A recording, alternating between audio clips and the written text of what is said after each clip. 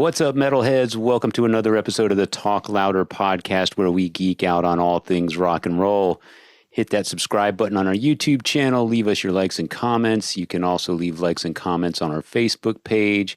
Follow us on iTunes and Spotify. Also, Instagram at talklouder_podcast and our website, talklouderpodcast.com. I'm Metal Dave, along with my co-host Jason McMaster. And this episode, this is all you're going to get. It's back to me and Jason. We felt like it was long overdue that we do another episode where it's just the two of us, the way this whole thing started. And we thought we'd spend a little time catching up with each other. Well, I like what we're going to talk about today because they're kind of a hot topic, and that is Iron Maiden and the new album, which is, in my eyes, so brand new that I don't really have much to talk about it. I've only recently listened to Senjutsu, if I'm saying that right. If I'm not, just don't kill me. Too bad. Yeah. Well, it's important that we talk about this while it's fresh, whether we've heard the entire record or not. Yeah. I obviously a special occasion and a big deal when Iron Maiden puts out a brand new album. I mean, they're an international juggernaut and widely recognized as one of the most important bands in heavy metal. Yeah. So, of course, we're going to have to acknowledge it and talk about it a little bit. Yeah. But I want to do some show and tell. So, please. I was in Denver, Colorado. Yep. I've heard of it. Rocky Mountain High. Yeah. Thank you, John Denver. Who was up against the PMRC because they thought that song was about drugs. Yeah. And it was not. Yeah. And he was offended that they thought it was about drugs. Yeah. And he told them, F you, it's not about drugs. And have you even been to see the mountains in the morning? It's incredible. It's like, it might as well be drugs, but it's not about drugs. Yeah. Anyway, enough about. We could have a show on the PMRC. I was in Denver, and my buddy Justin, who we tend to have this trading thing going on for a while now. So I think some of the other records I've gotten from him, I've used as a shot of rock and roll. Look what I got! Yay me, kind of thing. Well, look what he shows up to the. to the Denver show, and he's I got a couple Venom records for you. So I got black metal. I don't think that it's it's from the Netherlands, and I don't know if my other copy of this, or if I don't think I have this. I got Welcome to Hell for Christmas. Now, I had this when I was in high school, and then everybody knows the story that I needed money and I sold everything I had. But it's in real good shape, and this is not on Neat Records. This is on Roadrunner Records. It says published by Neat, but I feel like, and people can correct me on this is a reissue. I don't think this is the original version. I am not looking a gift horse in the mouth by any means, but this record is in great shape, and I just wanted to talk about this real quick. I got this record when it was brand new. And what year was it brand new?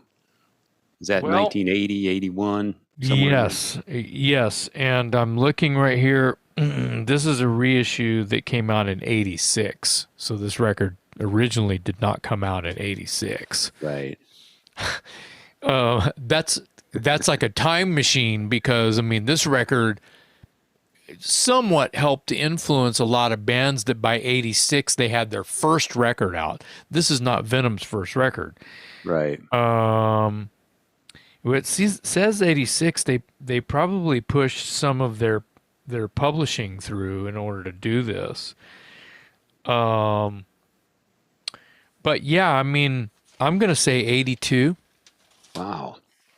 83. And the Denver show of which you speak, where you acquired that album, was a recent Dangerous Toys gig, right? That is correct. And the the crowd was it was a little bit of a rager. Oh, nice. And we canceled all meet and greets, of course. Yeah. And there were some people were, it was cool. It was cool. It wasn't, clammy or, there was I wasn't high-fiving anybody. Everyone was cool with the social distance, and Right. we were unscathed. So Well, I'm that's sure good. it felt great to get back out there again Yeah, it after was all. good. And we were in Houston the week before that, and that was good, but it was during the hurricane evac, so Oh, some other wow. bands canceled because the numbers down in Houston are terrible right now as far as Wow. COVID goes. Yeah. Here's something that's interesting as well. I also got American Assault Venom American Assault, which I've Wow. never had this. Yeah. And it's very interesting. Uh, it's there's live tracks here from Hammersmith Odeon on a record called American Assault. Hammersmith Odeon is in London, Yeah. so it's kind of funny. The songs on it are Rip Ride, Bursting Out, and Dead of Night.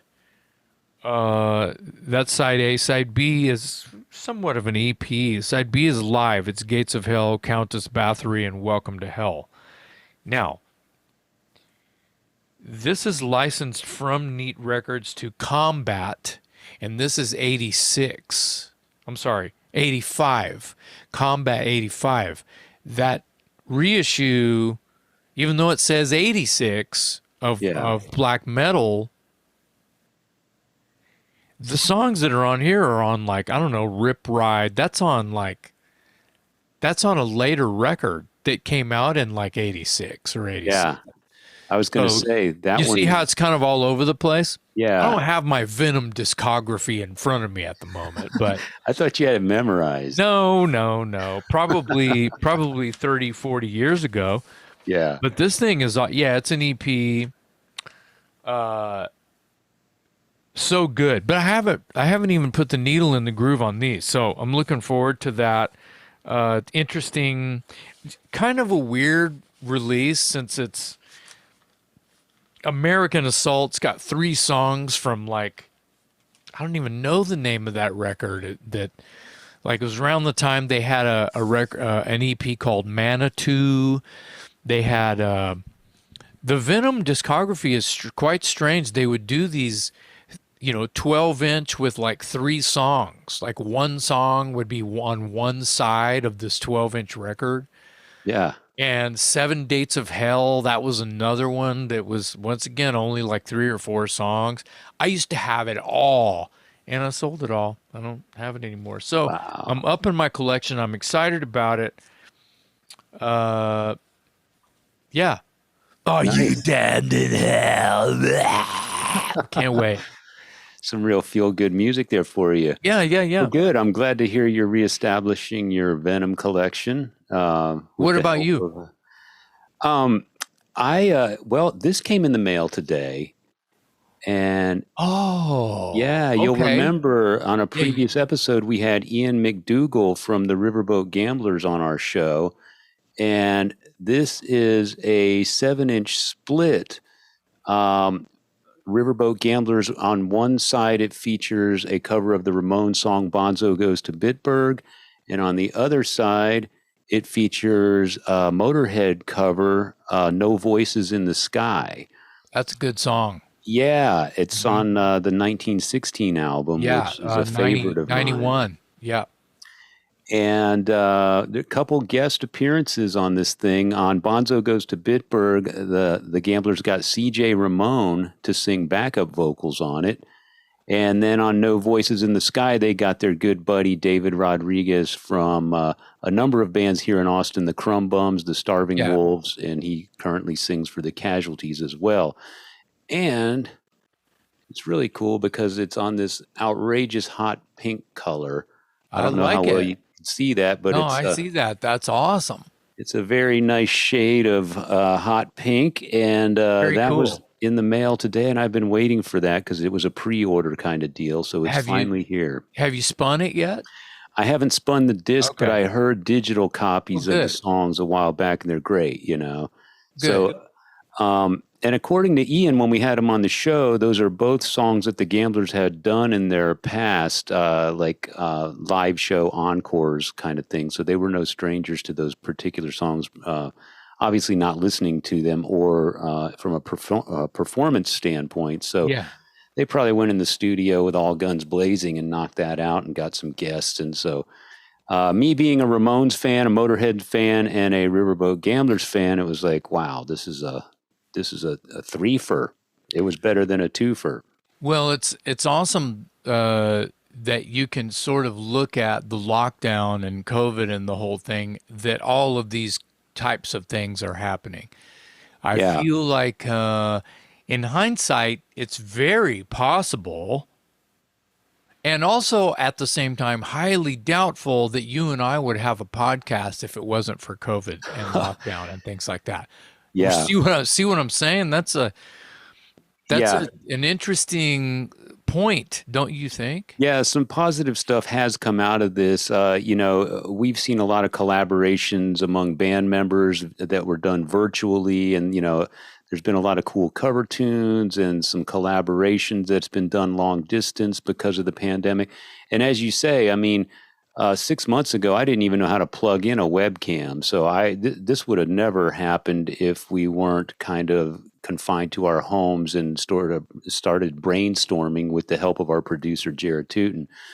It was like, hey man, how can we make this chit chat, up and running? How can we get this going? You guys are music nerds. You guys like to talk, and we'll put the technology in front of you and see where it goes. And here we are. So Well, I'm just saying that, that record you just held up, yeah, and even the connections that people are rock and roll people, I should say, our culture has sort of like, a lot of us have stuck our neck out to sort of make sure that everyone's okay.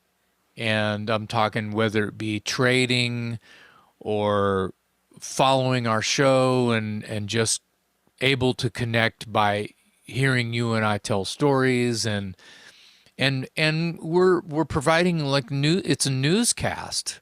yeah, These are stories. There's a lot of stories that our friends or people that just know of us have never heard, because our we haven't released our books yet. yeah, So yeah. Well, and typically people bump into us at gigs or something, so we're not going to yell over the band to tell these stories. So it's kind of, our social circle is very loud. yeah, well, and as far as like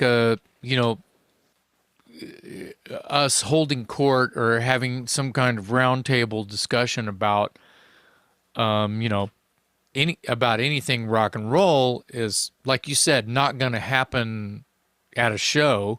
Right. Because there's no shows. Well, we're trying to change that, right? But Yeah. yeah, it's been quiet, Yeah. and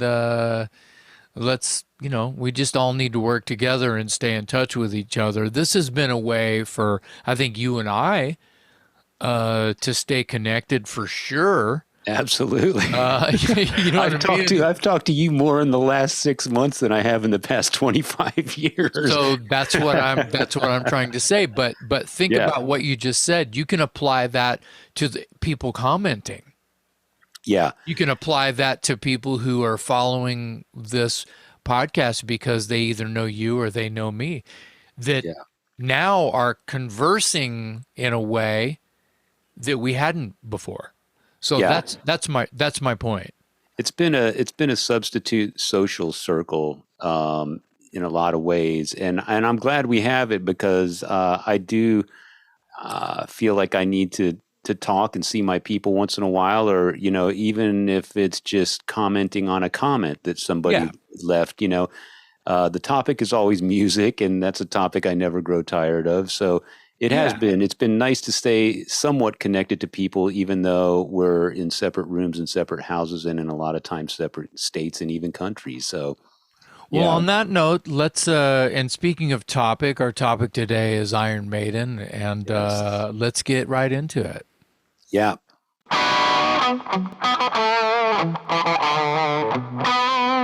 So, Iron Maiden, internationally recognized heavy metal juggernaut, one of the greatest metal bands of all time, one of the most influential bands of all time. A favorite of mine. I'm sure they rank pretty high on your list of bands, We've Jason. we've talked about Iron Maiden on previous episodes, and then they're kind of one of those, they're always over here or over there or in conversation. I believe our episode where we were focusing pretty much was an Iron Maiden Judas Priest episode. Am I right? No, I think we did one that was exclusive to Priest, and then I think we did Okay. Oh, Aerosmith, Van oh, Halen, okay. All Sammy right. Thank you for Hagar. clarifying that. Right. So No, but you this know is why? still You know kind why of a you're new. Go You know why ahead. you're thinking that? The reason that came to mind is because one of the things that has come up numerous times on this show is that we discussed that, or we at least mentioned how friends of ours and us included throughout the years have always had this debate of Maiden versus Priest. It's almost like a classic metal battle. And that's been referenced numerous times on this show. Yeah. So you might be thinking of that. And Well, it's it's, funny. It's funny because that's actually a phrase that that comes up, whether at least every couple of years at my work. We're in mm, the middle of our we're about to have our shows for our summer season, which is coming to an end, and we're yeah, starting our fall season. And one of the shows I'm doing is dun, dun, Maiden Judas and Priest Priest. versus Iron Maiden. Yeah. And it's not necessarily a battle when we say versus. It just sounds cool when you say it that way. Yeah. But it's like, we'll play a couple of Maiden, we'll play a couple of Priest, and you end up having this 18 song set where it's this Iron Priest Yeah. jukebox, right? Yeah. Yeah. And the kids learn a lot about, technique in every instrument involved with it, Priest and Maiden. Not much keyboards. So they're sticking with the earlier stuff then. Well, yeah.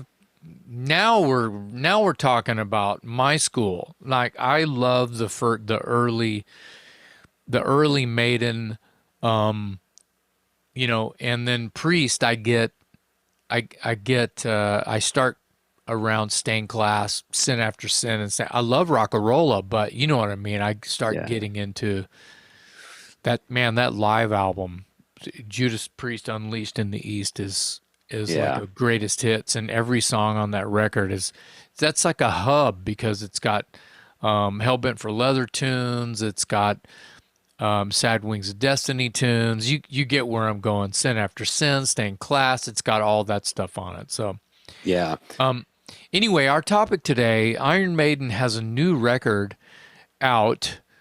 Tell us what you know, everything you know about the new Iron Maiden record in Yeah. one breath. Ready? 5, 4. Well, I could do it in like 3 words.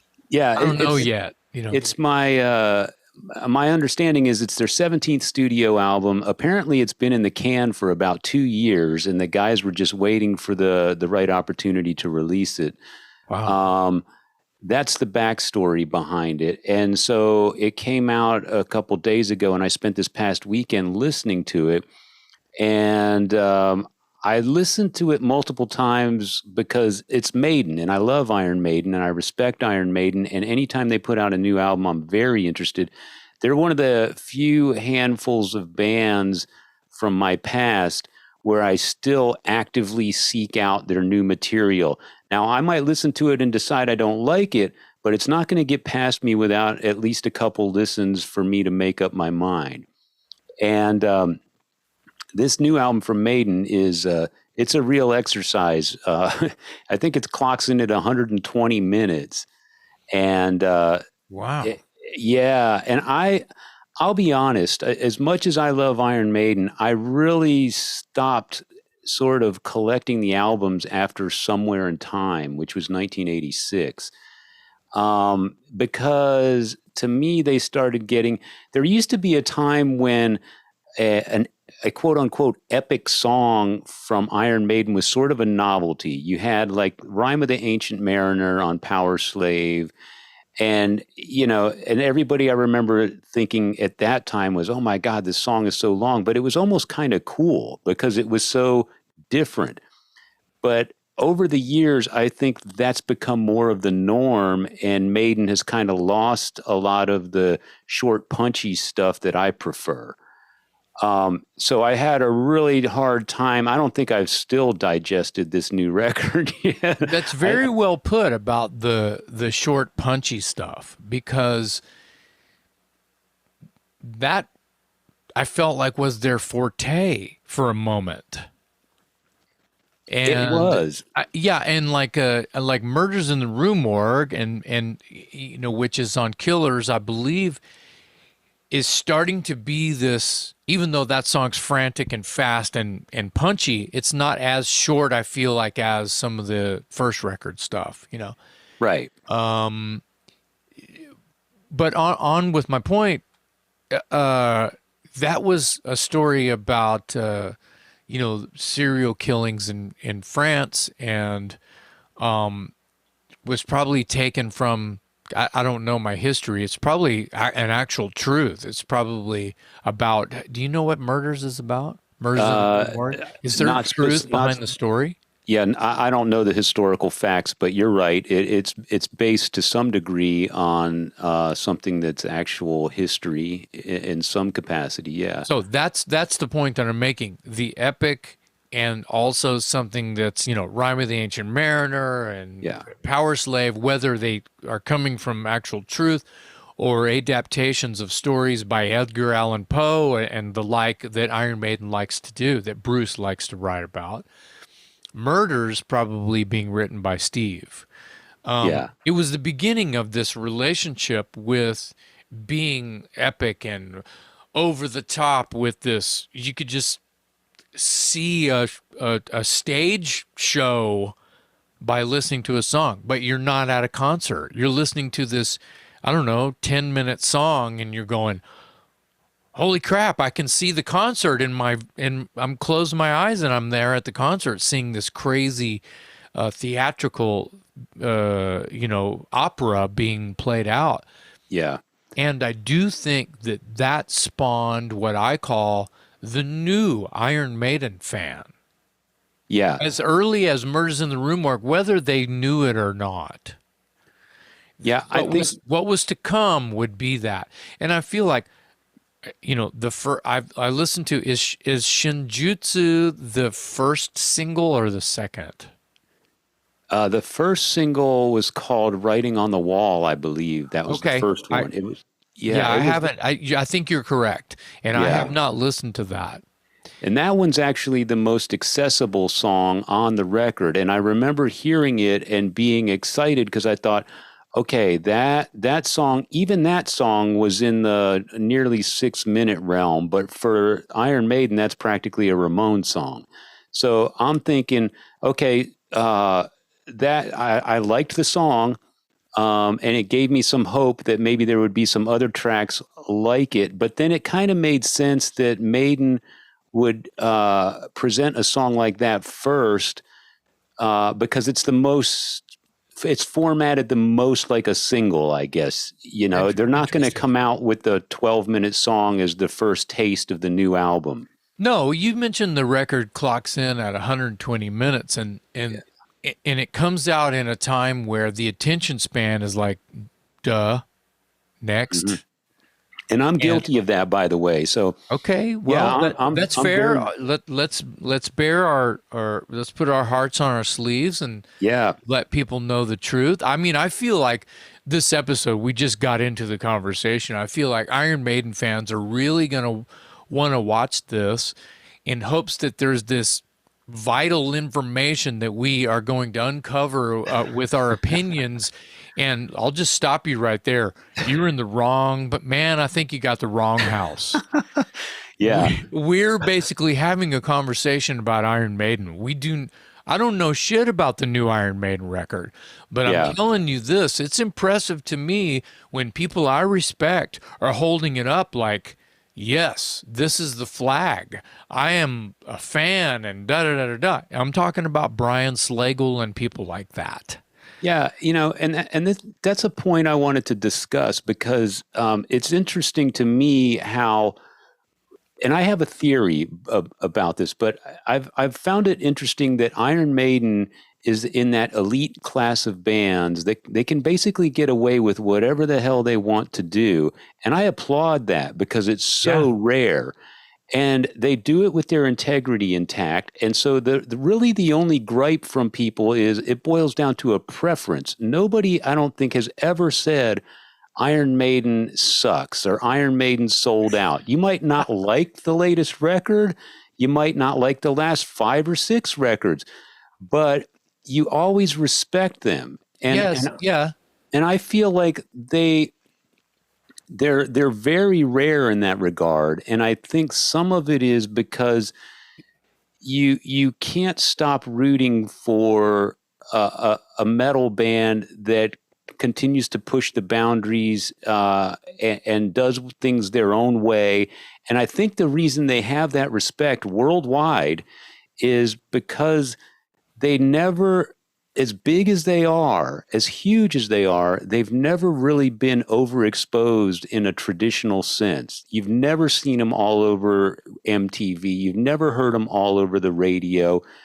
You just don't get overexposed and burned out on Iron Maiden. And then secondly, they've never really consciously made a strategic move to capitalize on the latest trends.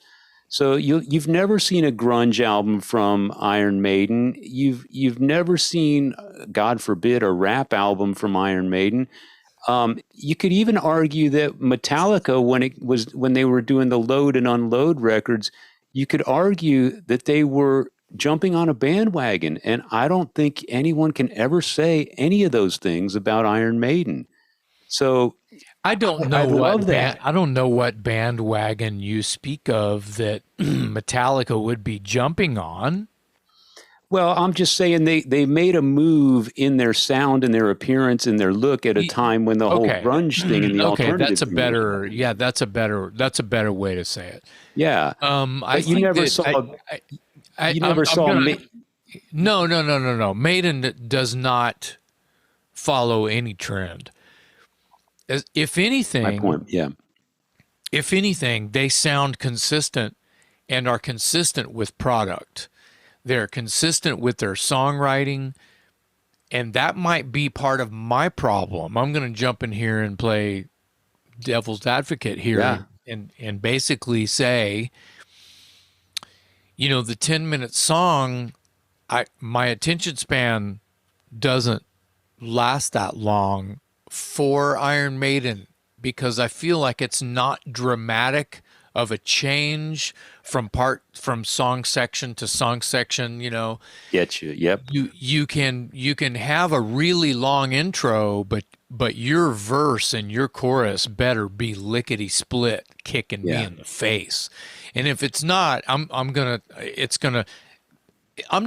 let's pretend it's not Iron Maiden for 2 seconds. Any band with that come at me like that, I'm going to have the same reaction. I'm not picking on just Iron Maiden when I talk about that.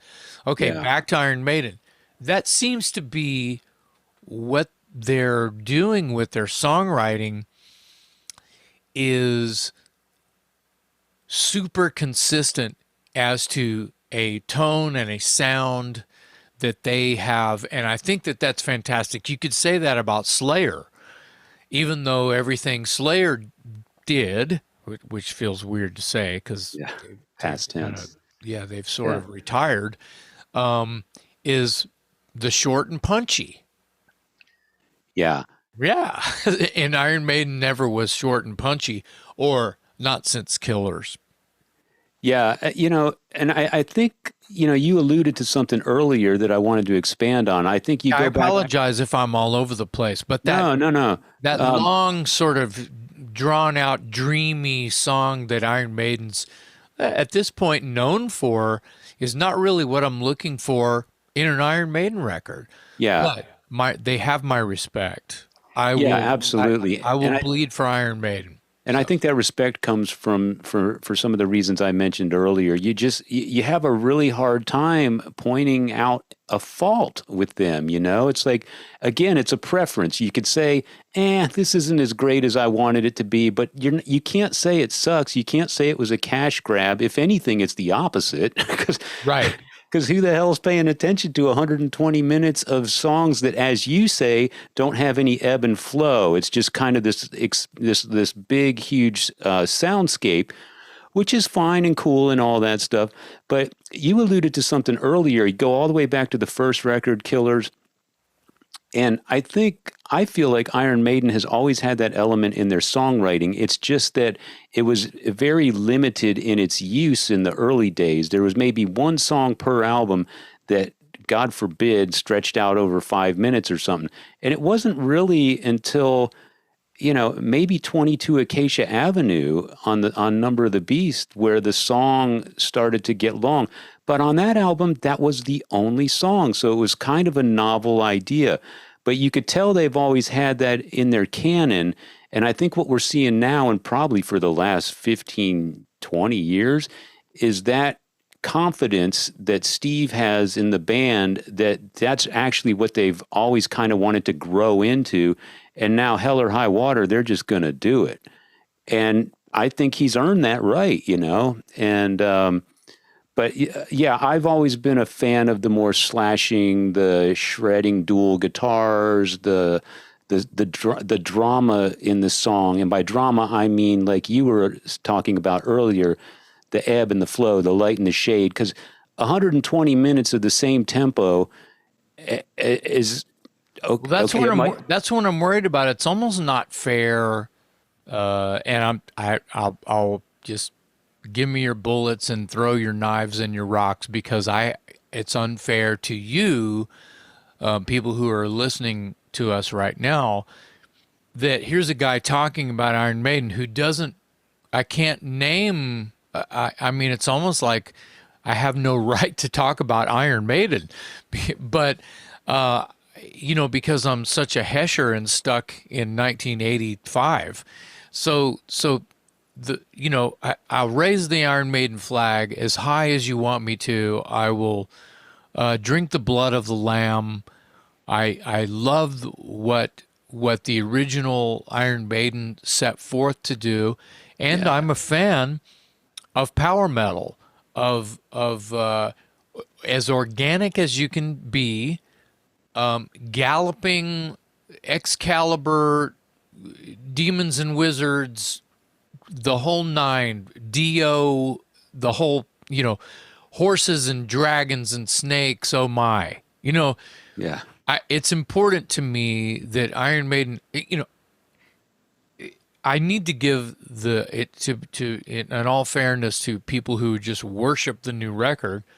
I don't know anything about it. Yeah. Why don't we go back to you talking about, Dave, did you listen? You weren't clear. Did you listen to the whole record? Yeah, I think I did. See, all 120? Yeah. Did you finish the book?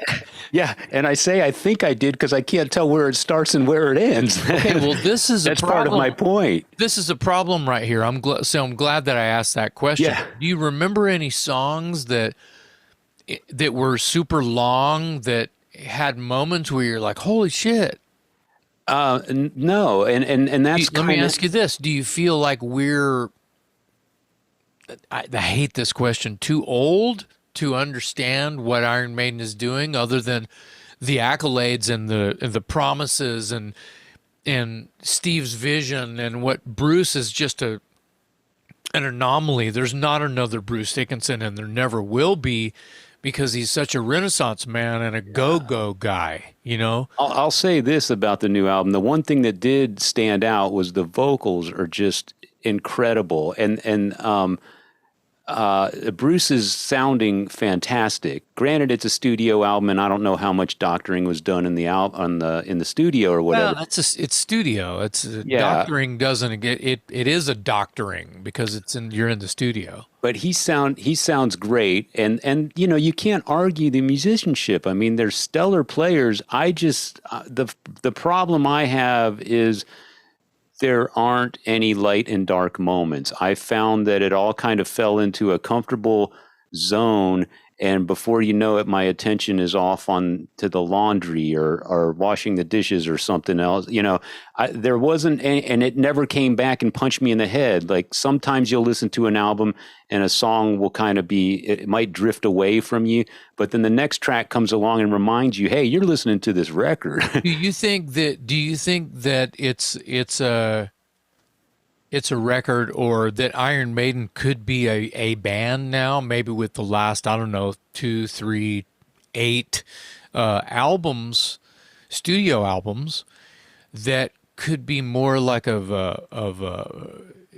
I had this, there's a demographic that, you know, the new Pink Floyd record would come out. That might date me or something, but where you would listen to this new Pink Floyd record with headphones on, in the dark, at night, with a glass of wine. You know, there was a ritual involved. Do you feel like Iron Maiden fans have that same sort of, oh my God, I can't wait.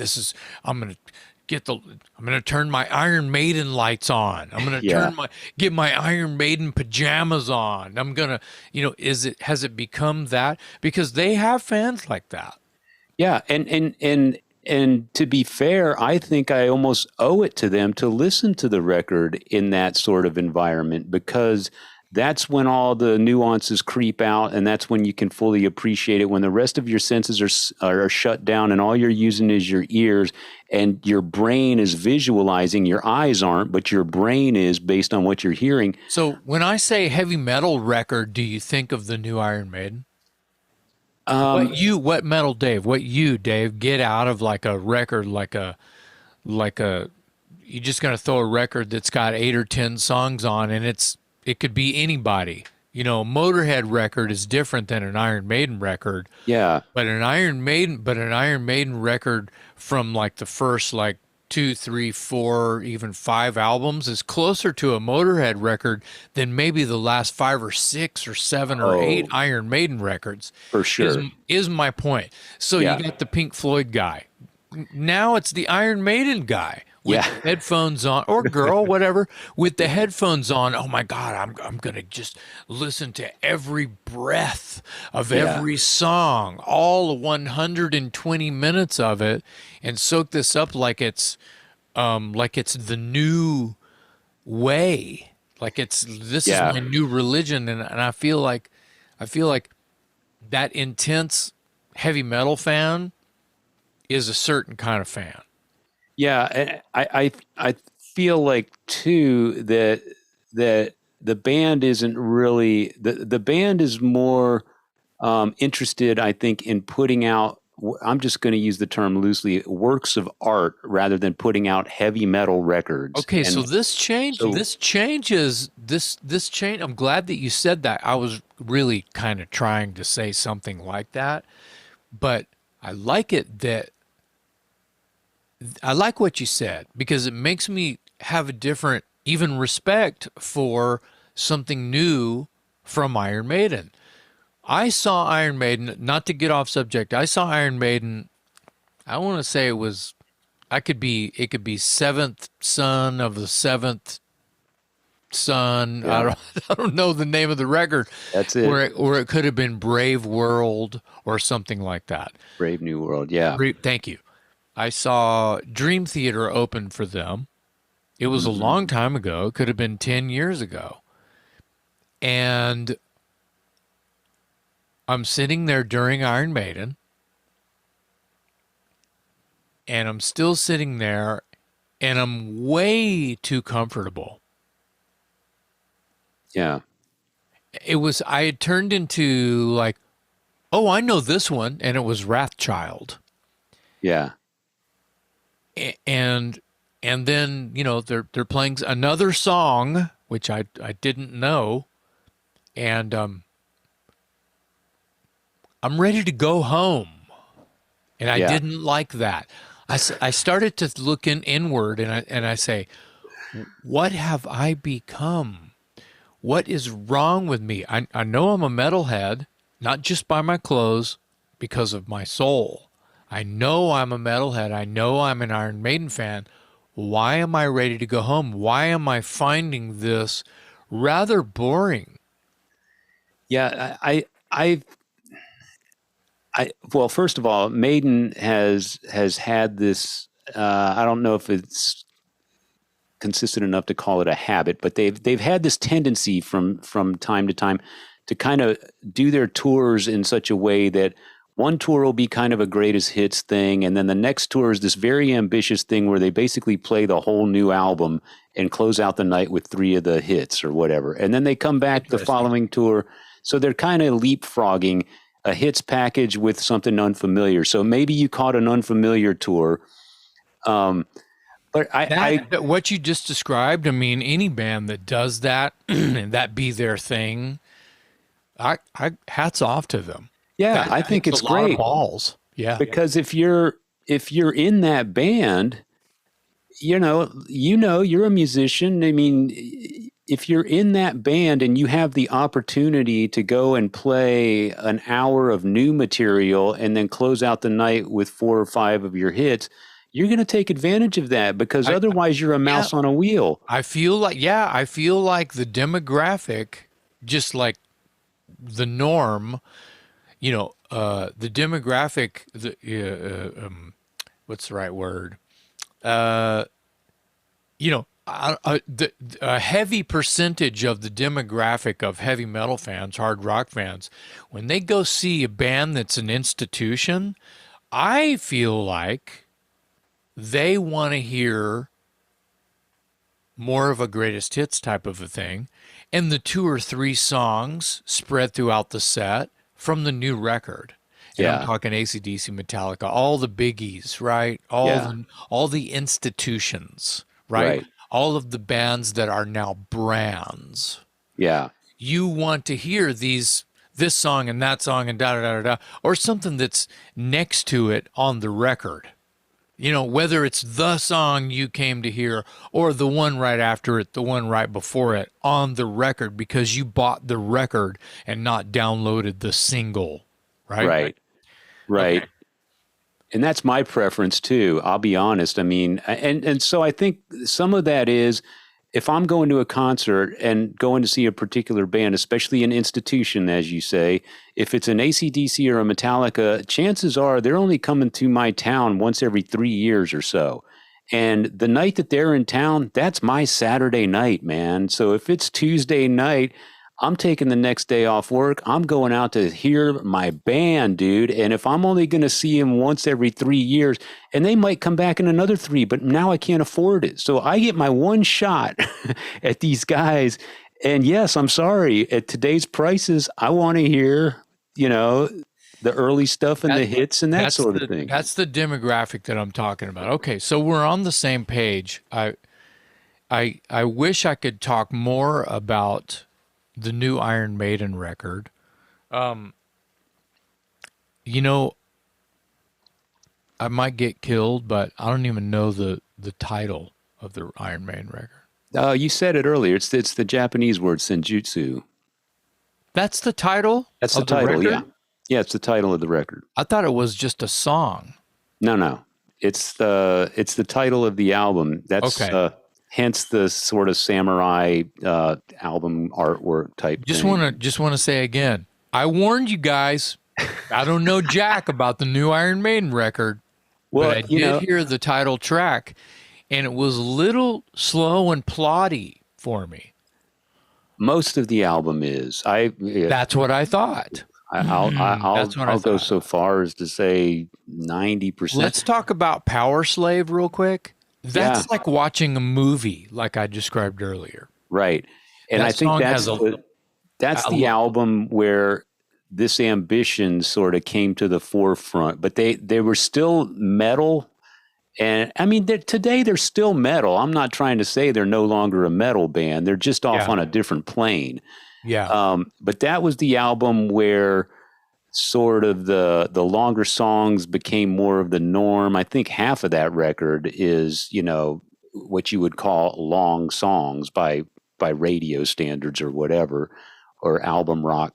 Yeah, You know, Iron Maiden is not a radio band. never So has that's been. no. I know that, and I'm not giving them a crown for that. I'm basically saying, I mean, Pink Floyd is not a radio band. You could say Right. that they have long songs too, but I think that Yeah. with popularity, they kind of break the mold. Sure. And Iron Maiden is one of those bands. You know that people are playing that on the radio. Well, I wonder if they are. First of all, radio's not what it used to be, so I don't listen to radio. No. Yeah, I guess you can't really make the comparison. I don't know what it sounds like over in Europe. We've both have mentioned numerous times on the show that European audiences have a sort of a greater passion, or there's more of them, or whatever. But metal is a thriving genre in Europe. So I wouldn't be surprised if, 3 or 4 or 5 of these tracks on this album are getting played over there, but I don't know. I'm not there. So, Right. Well, we if you talk about radio play, you're talking about a digital format where it's programmed, and it's a satellite station, or it's an online station, or it's something like that. So if it's heavy metal themed, like we have satellite radio, surely they're playing something new by Iron Maiden. yes. Okay. Yeah. So, but they're not only playing the new album. As a matter of fact, I mean, with, Ozzy's Boneyard and all of these different sort of like Sirius satellite stations you can choose from on the dial, which I don't have that in my car. I don't, I Right. refuse to have that in my car. I don't either. I don't want someone telling me what song I'm going to hear next. Yeah. I want to tell my radio what song to play next that I want to hear. So, I love it that's an option for people who, don't want to fiddle with CDs or make playlists and hit play when they get in their vehicle, or sit around in the backyard, or whatever it is. But I think that being a fan of rock music, I'll just be general, and or an Iron Maiden fan, it's not always healthy, in my opinion, to rely on the radio to play the song that you're going to like off of the new Iron Maiden record. Let's say there's 1 or 2 songs on there that you and me think, oh, that's the shit. Yeah. That's awesome. Let's say that this, just imagine that we've listened to the song, we found our songs. Yeah. Then there's all this other stuff. Well, our chances are the radio, if we are satellite radio guys, which we're not, dude, they're not going to play that. They're not going to play it. Yeah, and I think a band, especially a band like Maiden, they know that people don't consume music like that anymore. Yeah. They're making records for the people that are going to download this thing on their phone and program a playlist where 3 or 4 of those 12-minute songs are going to be in heavy rotation because they love Maiden and they have the patience for it and they want to support the band. And I think that's great. I mean, again, I want to throw a shout out. I'm sorry I interrupted. I want to throw a shout. Look, I'm glad we're talking about this, and I'm glad we're just saying the words Iron Maiden over and over and over. yeah, I think that there's something to that. I'll never get tired of talking about it. I could never be tired of talking about Iron Maiden, whether their songs are too long. What my point was, on social media, there's a lot of people holding up their vinyl Yes. Like they bought the vinyl. Yeah.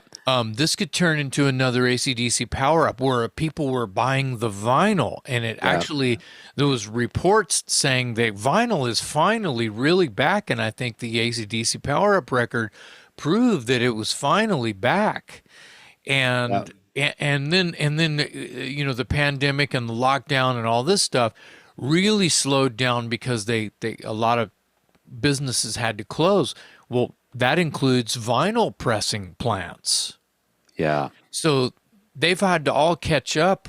I'm sure that some of them opened, oh, we got the Iron Maiden account. Oh, well, let's put all this stuff aside, reopen the plant, and start pressing Iron Maiden records. Yeah.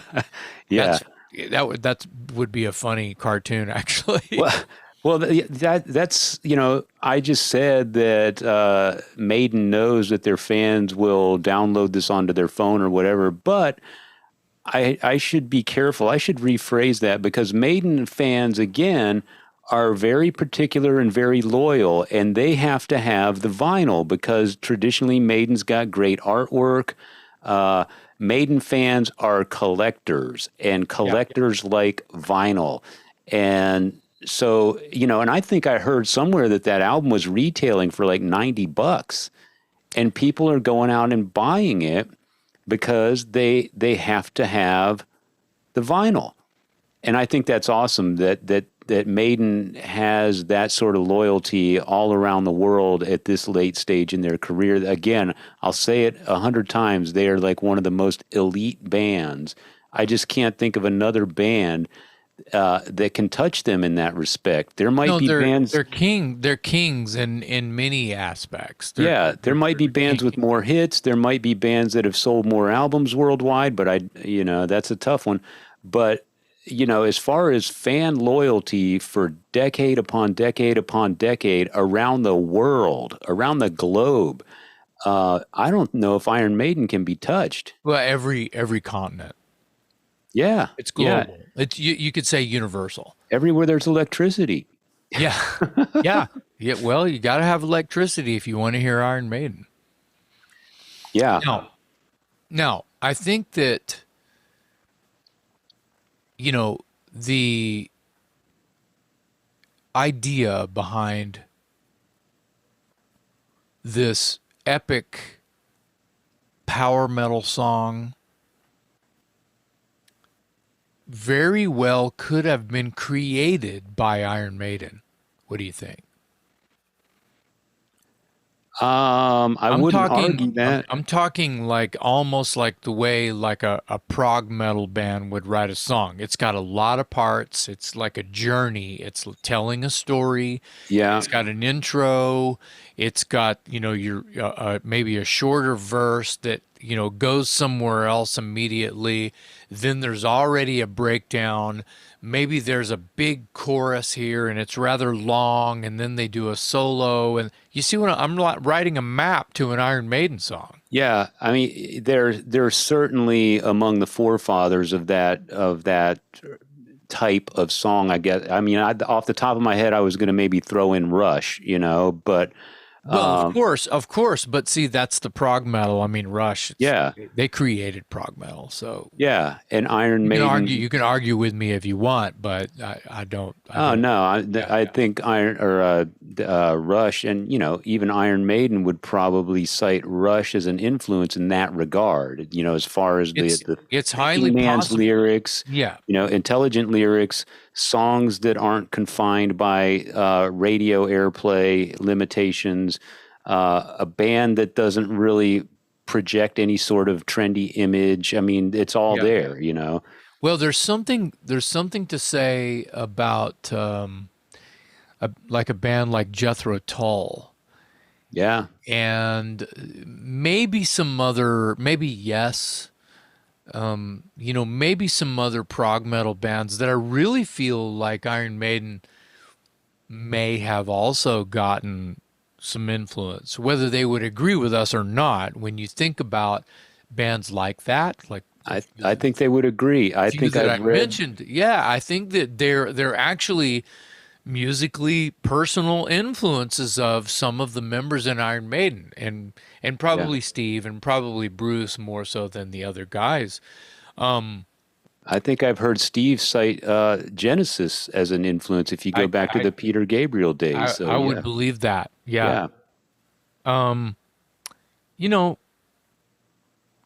this is kind of something that's kind of a funny deal too. Is I have friends that say out loud and boisterous that when Iron Maiden stopped writing about the devil and whores, that they gave up on them.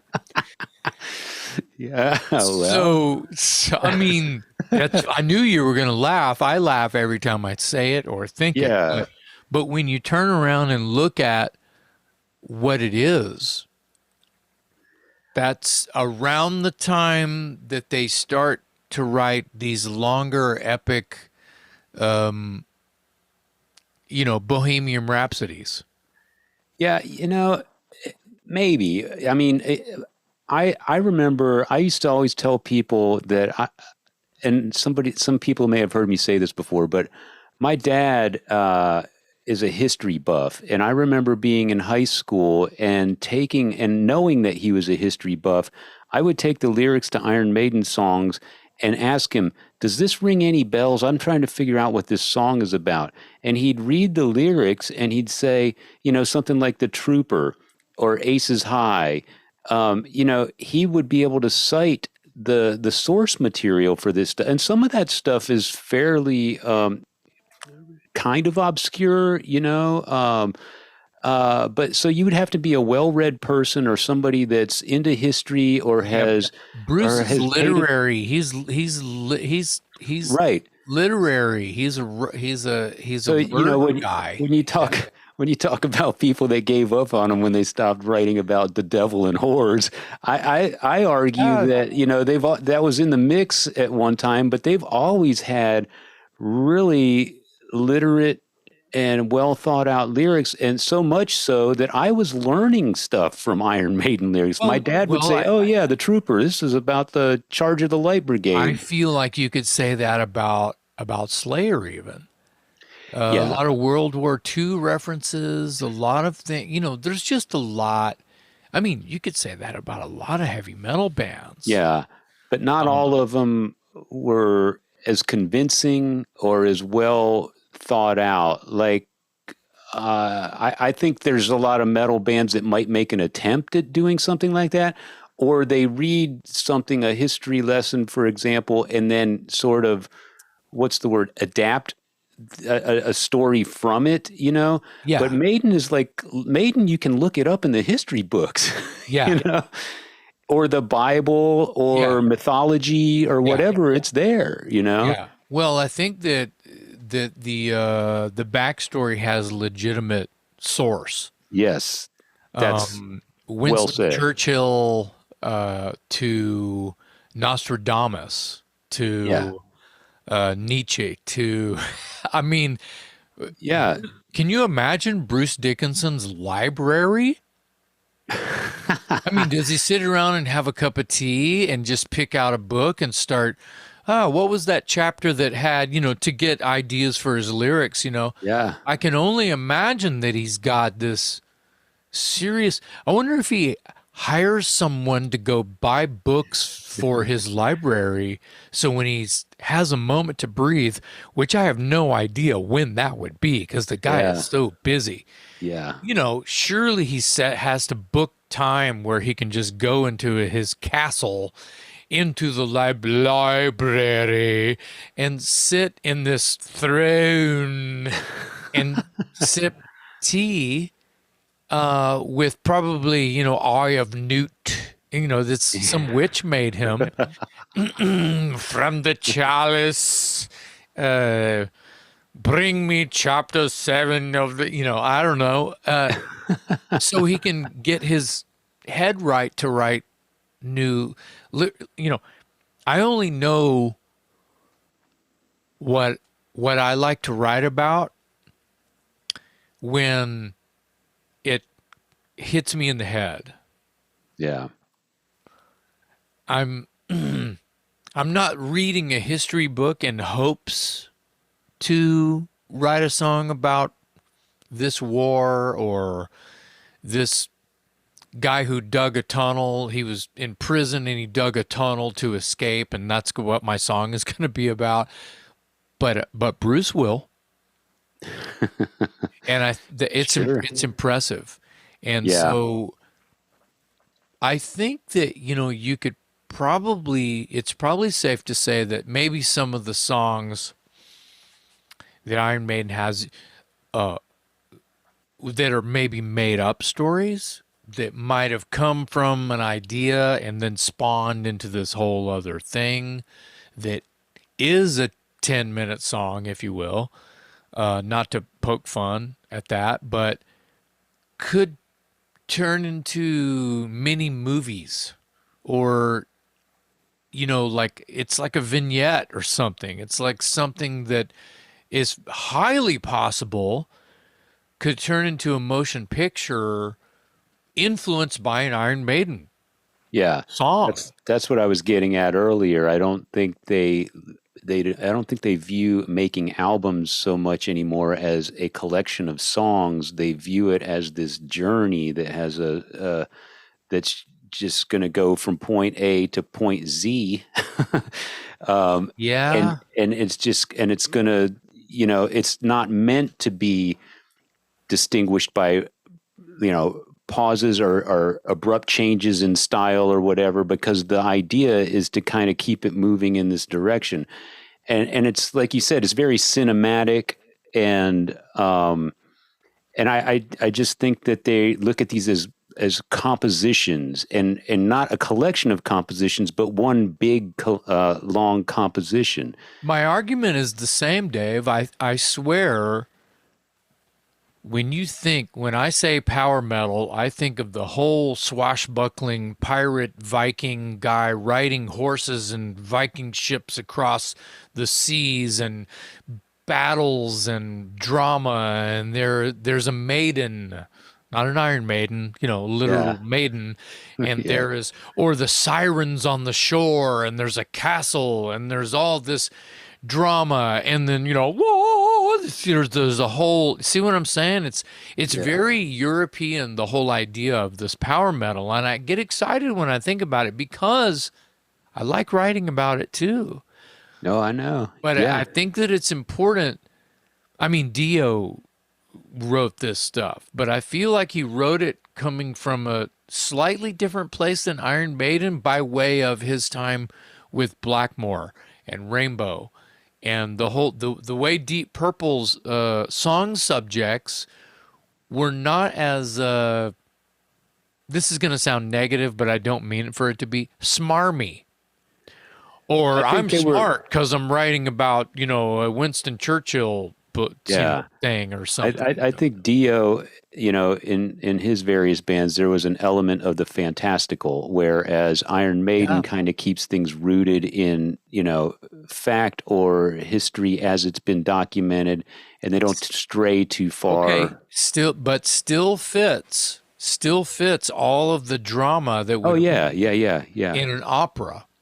yeah, Where there's comedy and there's tragedy and there's woe and there's a battle, and I mean, Run to the Hills.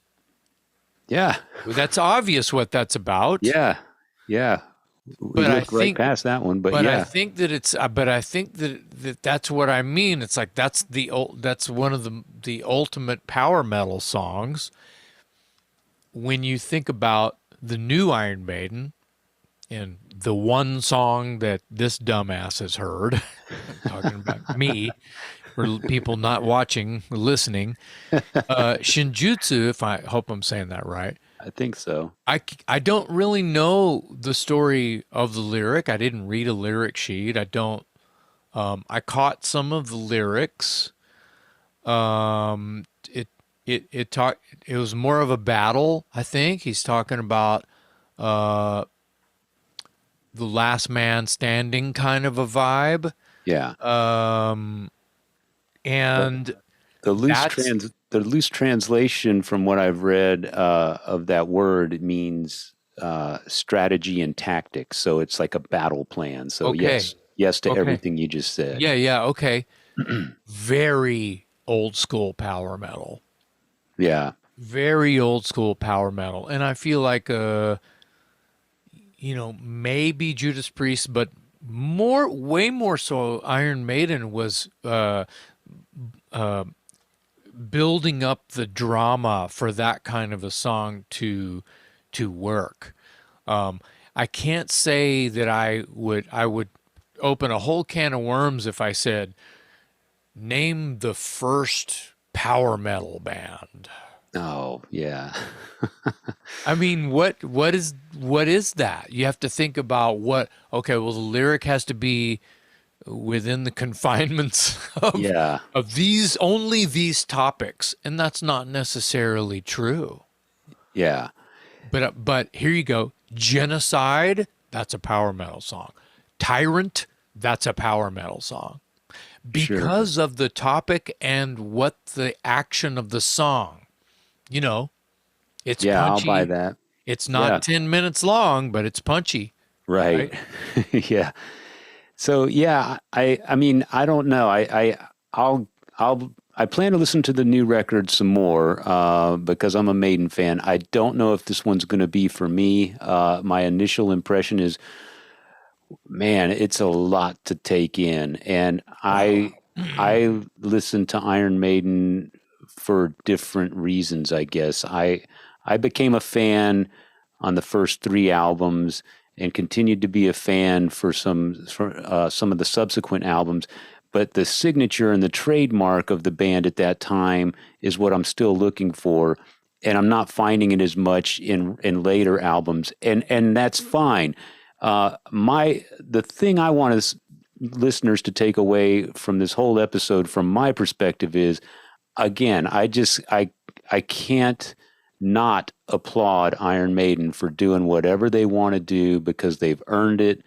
And even what they do, if it's not necessarily to my liking, it's really hard to find fault with it because they have their integrity intact, they have their vision, and they follow it. And if it doesn't go where I want it to go, you can't point to it and say, oh, they're jumping on a trend, or oh, they're trying to do this, or oh, I see what they're doing here. They're trying to go after this.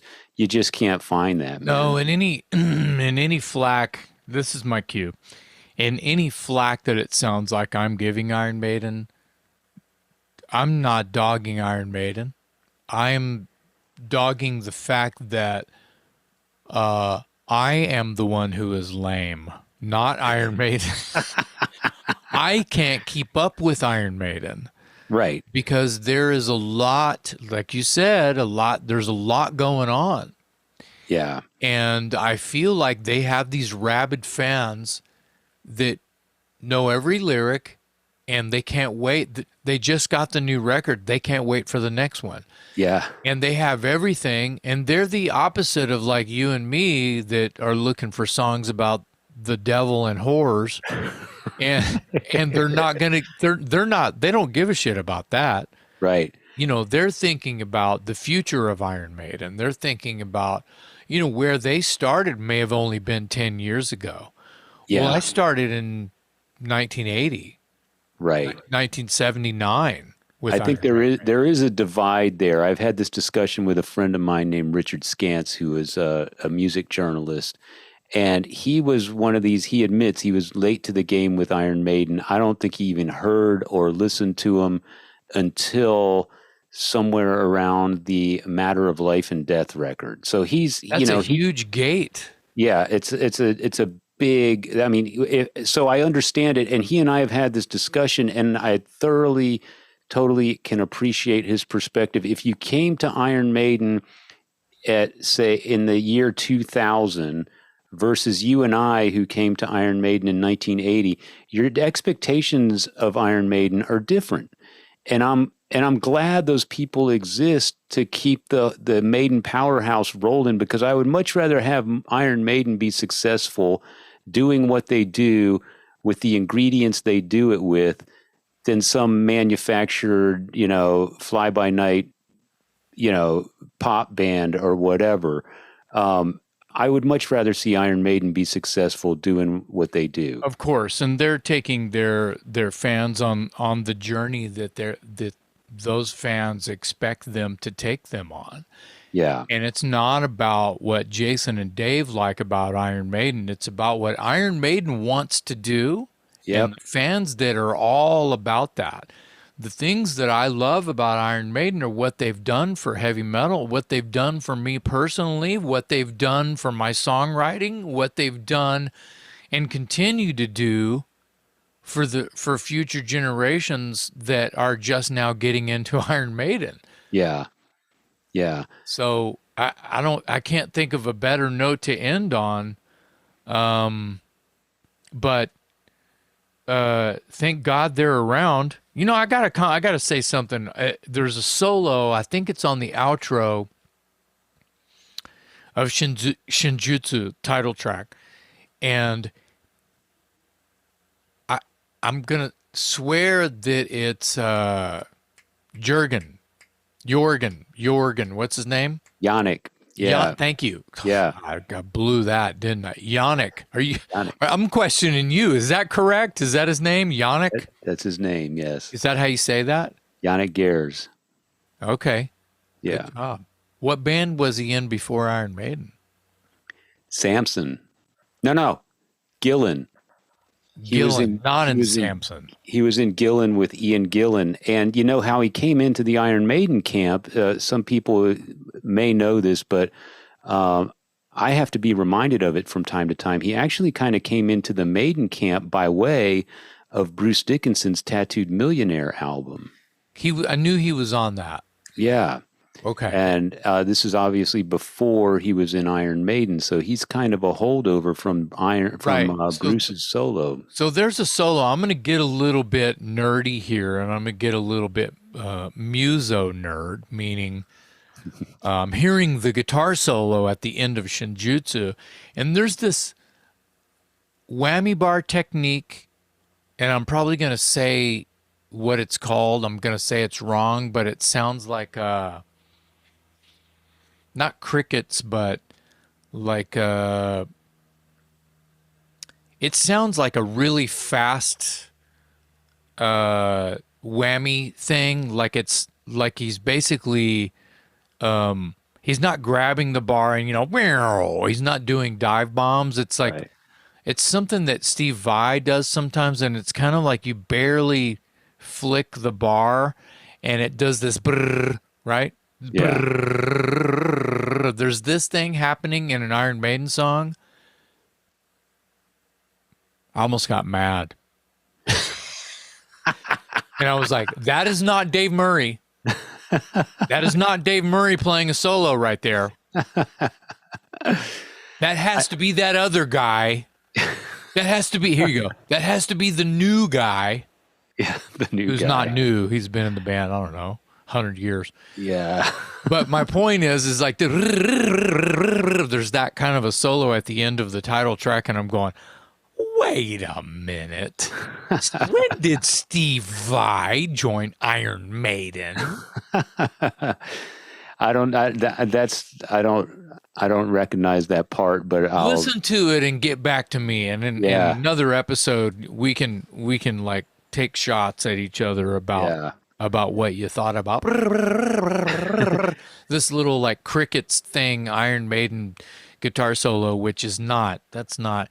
Give me a wah pedal and like some ripping, harmony solos and stuff that I like about Iron Maiden. But listen, everyone, if you agree or disagree with anything that we've said in this episode, listen to Iron Maiden. put it in the comments too. I'd love to hear what people have to say about what we've said, and I want to hear their opinions as well. Pick a record. Yeah, give the new Iron Maiden a total relaxed chance. And if you're young and you already love what Iron Maiden has been doing since Fast and Punchy, you're in for a treat, because you got a 120 minutes of pure drama. You got a whole To- weekend soundtrack there. Put that on repeat, and you won't know your name in about 3 days. Yeah, well, again, Iron Maiden, I believe it's their 17th album, Senjutsu, Wow. and again, I can only give nothing but praise and props to Iron Maiden for being just a rare animal in a business that chews you up and spits you out, and what was hot, today is done by later today. So I like what you said earlier. Sorry to interrupt. I know you were kind of chewing the fat there and making it nice and juicy there, but dude, they changed the world. yeah, They changed my world. They changed our world. And you're right. They did it on their own terms. yep, I really don't think that they were a band that set out to take over the universe. nah, I don't see how. The universe let them in. If they set out to take over the world, they would have listened to those guys in 1978 that told them to cut their hair and wear skinny ties. So Right. they never intended to take over the world. I think that Steve had like some kind of mohawk when he recorded the first album. Oh, I don't know about that. I'd love to Look it see up. pictures. I'd love to see pictures because he was adamantly opposed to anything that was, trendy at the time and at the Yeah, I time think was it's a punk rock. Derek Riggs story, so maybe there's some untruth in there because I mean, Derek Riggs. I'm very suspicious of that. He went by the studio actually, and this could have been early. This could have been like 77. He went by the studio or some, and he met Steve Harris, who had more of like a shaggy mohawk kind of a thing. This is Derek Riggs talking, Wow. and I don't know, man. he had some sketches. I mean, who cares what their hair looked like? No, I don't care what I their hair don't looks like care. right now, but I want people to look up some stories about how Derek Riggs got the gig drawing the early Eddie. Well, That's what I want. the early Eddie does have a punk rock look, that's for sure. But I Well, remember, I think that when you think about the late '70s in England and London and in any end of London, and figure out that probably some, there was some spiky hair going on oh with yeah. members of Iron Maiden. Oh, well, I don't know. So that's where I'm I don't drawing know the line. why. Listen to the guy with Eddie hair right now saying, I don't know, dude. You got Eddie hair right there. Your hair's sticking up right there. So, And on that note, yeah, this episode's already as long as the new Iron Maiden album. So well, what else is new? Our episodes are super, super long. yeah, You know, I think that what do you think about the new artwork? I like it. I mean, I've always been partial to Derek Riggs, but Derek's been gone for a long time. My So point. Yeah, my point. So yeah, I think that Iron Maiden, they're such a brand. They have multiple artists drawing multiple different versions of Eddie for different projects. Like yeah, there's probably 2 or 3 different artists that are drawing Eddie for different t-shirt designs. There's a guy doing the album cover art. There's a guy doing the single art. There's a guy doing the video animation Eddie. There's a guy, see what I'm saying? So, yeah. but I think that this Shinjutsu is I think I like it like better than the last, like, I don't know, 5 things they've put out. Yeah, again, like I said, I kind of stopped collecting. There's been a couple albums that have come onto my radar just sort of accidentally Yeah. in, the last 20 years or so. I remember Brave New World being a really great album. I thought that was a nice comeback album. That's when Bruce and Adrian rejoined the band, and I thought that album was solid. Our friend Johnny Venom gave me a copy of an album called A Matter of Life and Death, and that one is more of the new school Iron Maiden with the long epic songs and everything. But I actually found that one to be an interesting listening experience because I felt like it had some ebb and flow, and it had, you know, high points and low points and some shade and some dark and all that stuff that kind of gives you some sort of, I don't know, it breaks it up to the, it doesn't break it up, it just keeps the motion going in different directions to where you're not just kind of locked into one sort of tempo or whatever. And I thought, you know, it's a record called A Matter of Life and Death. yeah, A Matter of Life and Death. Is it a bootleg? No, it's an official studio record. It probably came out maybe 10 years ago. You're scaring me, man. And then there was an album. They have 17 records, and that means there's about 14 of them that I don't have. Yeah. Yeah. I know. Yeah, well, it's getting harder and harder to keep up with them because they keep. Well, and I jest a little bit. You know, I've got a bunch of Iron Maiden, but yeah, there's just too many. Look, let's keep it where we are now, and just, you know, give them the medals and the crowns, and say how proud we are of them to have just accomplished what they've accomplished as a band. And I'm sure that we will talk about Iron Maiden again on this show. Can't have a rock and roll metal show without bringing up Maiden from time to time. It's inevitable, and you know, I know they're important to you, and they're important to a lot of people. So as we were saying a little while ago, I think that people should give the new record a chance. I feel like I'm late in the game. Because I said earlier, man, there's a lot of people holding that record up saying, fuck yeah. Yeah. Yeah. I plan to give it a few more listens. We did kind of jump on this episode sooner than, you know, we had a chance to fully digest the album, but it's okay. It is, again, I mean, I feel like I've said this 5 times already tonight, but more power to them, up the irons. I mean, dude, if you can do what you want to do in this world and make a comfortable living at it, doing things on your terms, you've succeeded. And I got nothing but respect for that. So on that note, before we turn this into a double album, let's sign off, man. It was great talking to you, just having the two of us to kick it back and forth. I know we've been really lucky with some great guests lately, and I really appreciate the people that we've had on the show and will continue to have on the show. But it was nice to reconnect, just me and you. So, well, that's going to happen again. I you know, I'll take this time to say that this is kind of important, that we can just get in here and like, you know, friendly fire, right? Yeah.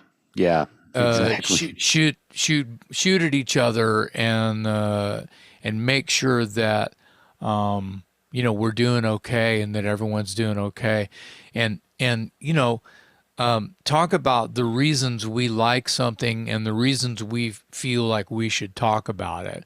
And I think that we did that today with this episode, mainly focusing on the release Senjutsu by Iron Maiden.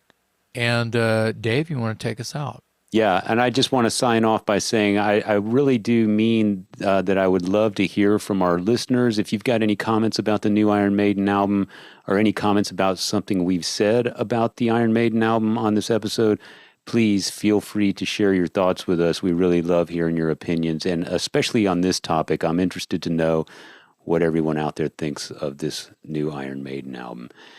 And on that note, I am Metal Dave, along with my co-host Jason McMaster, wrapping up another episode of the Talk Louder podcast.